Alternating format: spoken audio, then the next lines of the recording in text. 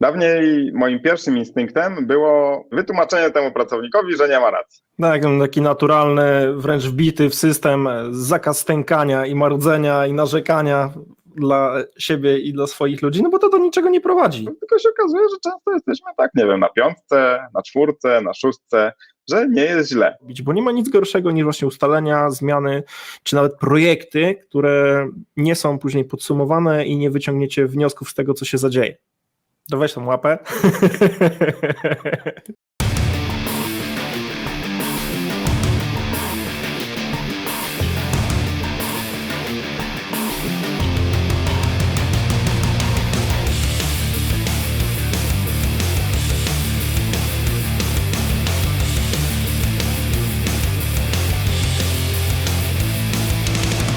Cześć, witajcie w shorcie Nerd Management. Z tej strony Paweł Rykowski i Krzysztof Rakowski. Słuchajcie, dzisiaj tak się zastanawiam, czy masz jakiś dobry sposób, a może jakiś system działania, sposób działania, kiedy przychodzi pracownik, który ma problem, i potrzebuje pomocy. Co wtedy można zrobić? No właśnie, jaki jest taki typowy instynkt, który mamy, kiedy ktoś do nas przychodzi z problemem albo kiedy zaczyna narzekać, że coś w firmie nie funkcjonuje tak jak trzeba, coś w zespole nie funkcjonuje tak jak trzeba. Dawniej moim pierwszym instynktem było wytłumaczenie temu pracownikowi, że nie ma racji. I chyba wielu z nas jest winnym takiego właśnie zachowania, czyli no nie, zobacz, nie jest tak wcale źle, a może spróbuj to, a może tamto, wymyślanie za tego pracownika jakichś porad, w jaki sposób może ten problem rozwiązać samemu. No i to jest takie typowe dla wielu z nas, że staramy się znaleźć jakieś rozwiązanie, problem z głowy. To nie jest dobre, bo to w jakiś sposób pozbawia pracownika motywacji, zniechęca, też czasami nie czuje się po prostu wysłuchany. Jakiś czas temu wpadłem na bardzo fajny model, który się nazywa OSCAR.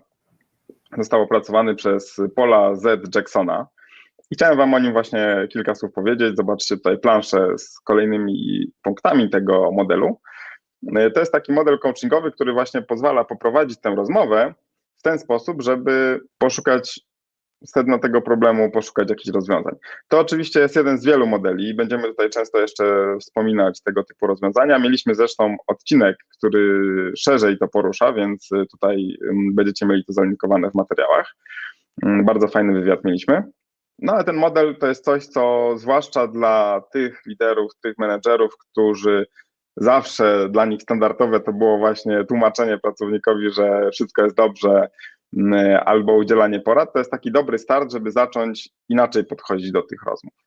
Ten model nazywa się OSCAR, bo to jest po prostu, jest 5 punktów, które tworzą właśnie ten akronim OSCAR, dzięki temu można je sobie łatwo zapamiętać. I pierwszym punktem tego modelu jest dyskusja o outcome, czyli ustalenie takiego celu czy pożądanego wyniku. Czyli jeżeli pracownik mówi, że ma jakiś problem, że coś nie działa tak jak trzeba, że nie podobają mu się jakieś rzeczy, no to warto ustalić, jaki jest ten taki cel, czy idealny, jaka jest taka idealna sytuacja, do której chcielibyśmy dążyć. Warto sobie to sprecyzować, bo czasem z takiego narzekania po prostu nic nie wynika. No i to jest po prostu narzekanie tylko, mówienie o tym, kopanie tego dołu. I widzę, Paweł, tutaj na miniaturce, że kiwasz głową, prawda? Często tak jest, że ktoś przychodzi po prostu i narzeka. Tak, taki naturalny, wręcz wbity w system zakaz stękania i marudzenia i narzekania dla siebie i dla swoich ludzi, no bo to do niczego nie prowadzi. To narzekanie, marudzenie, stękanie nie ma żadnych konstruktywnych rzeczy, więc jak to teraz wziąć i znaleźć właśnie przekuć w taką konstruktywną, nawet nie krytykę, po prostu rozwiązania. Tak, właśnie ten zakaz stękania to jest coś, co na samym początku, od kiedy Paweł tutaj do nas przyszedł, do EMAG, to jest rzecz, która mi bardzo się spodobała właśnie, taka nie stękajmy, tylko szukajmy rozwiązań. No i właśnie drugi punkt, czyli S, to jest scaling.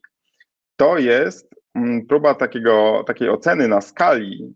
Tę skalę można sobie wymyślić, to może być, nie wiem, 1 do 5, czy jak wizualizacja jakiejś góry, to możemy tutaj sobie wymyślać różne. Czyli ocena, na jakiej skali, jaki jest dystans pomiędzy tym, gdzie teraz jesteśmy, a tym stanem właśnie pożądanym. takim idealnym, który sobie wcześniej omówiliśmy. I to też nie chodzi o to, żeby powiedzieć, nie, no zero, totalne dno, tylko żeby właśnie zastanowić się, jak ta skala wygląda, wyobrazić ją sobie, żeby sobie uzmysłowić, że na przykład gdzie jest zero, gdzie jest ta beznadzieja, gdzie my jesteśmy i często wychodzi na to, że wcale nie jesteśmy na, nie wiem, na skali 1 z 10 punktów, tylko się okazuje, że często jesteśmy tak, nie wiem, na 5, na 4, na 6, że nie jest źle.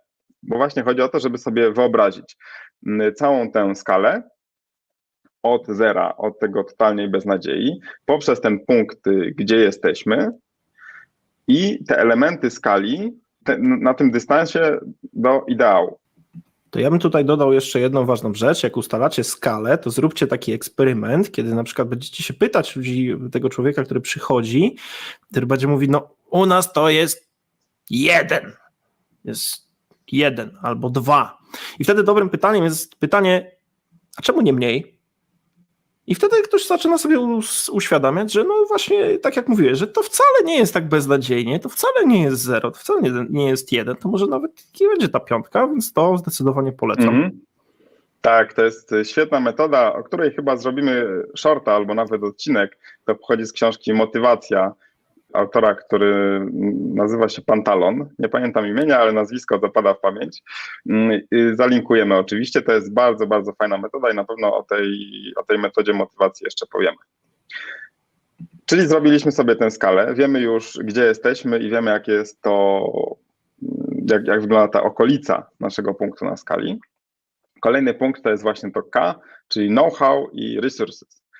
I to jest dopiero teraz, czyli trzeci punkt to jest zastanawianie się w ogóle, jakie metody możemy przyjąć, żeby się trochę przesunąć w kierunku tego idealnego celu.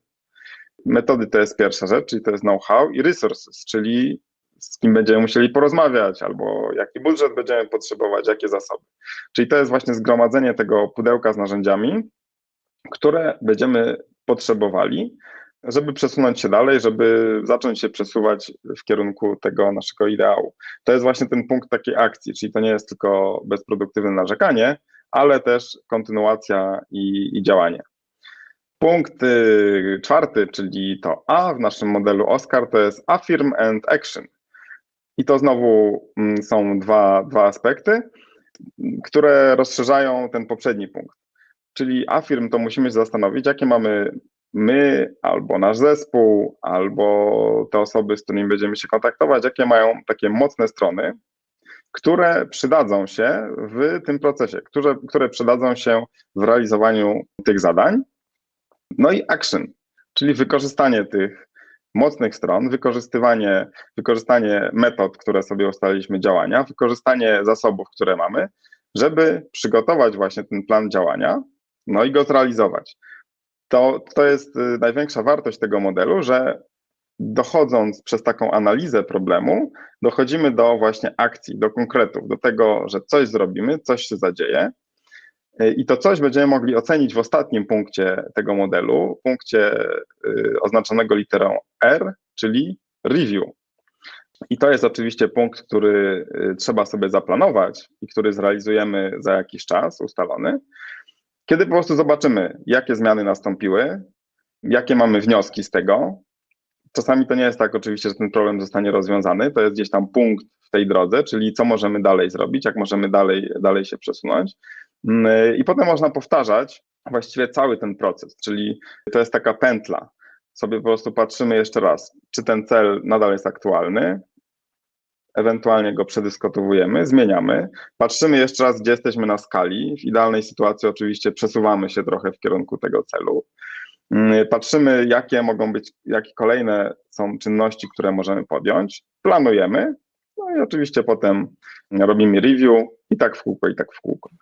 To jest bardzo fajna metoda, która pomaga spowodować, żeby takie właśnie rozmowy, kiedy się stykamy z jakimiś problemami, żeby były bardziej produktywne, żeby to nie był tylko taki ping-pong, że pracownik mówi, no jest wszystko bardzo źle, bardzo słabo, coś mi się nie podoba, ty odpowiadasz, nie jest tak źle, może spójrz to na to z innej strony, ale rozstajecie się z niczym, każdy sobie pogadał, nic się nie zadziało, więc to jest taki model, który powoduje, no, że jest szansa, że coś się zadzieje.